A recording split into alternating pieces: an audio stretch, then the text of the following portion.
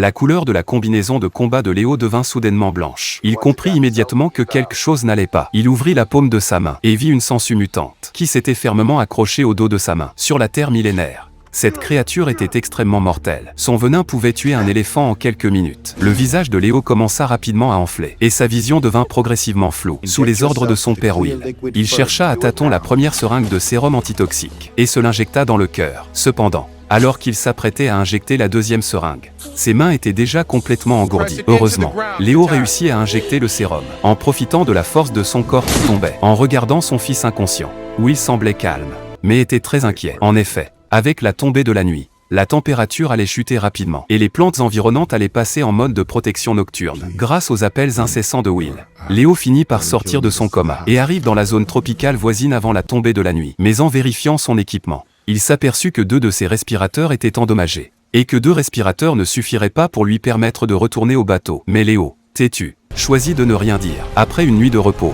Léo continua à avancer vers la route prévue. C'est alors qu'il s'arrêta devant une falaise. C'est alors que son père Will a appris que Léo n'avait que 2 appareils respiratoires, alors qu'il en fallait au moins 4 pour atteindre leur destination, à moins qu'ils ne parviennent à sauter avec précision de la falaise dans la cascade en contrebas, ce qui était sans aucun doute très dangereux. Will a dû ordonner l'arrêt de la mission. Léo a immédiatement refusé, car sa sœur lui avait déjà donné cet ordre auparavant. Quoi qu'il arrive, il ne devait pas sortir. Finalement, il n'avait pu que regarder sa sœur se sacrifier. À ce moment-là, Léo a sauté de la falaise sans se soucier des conséquences.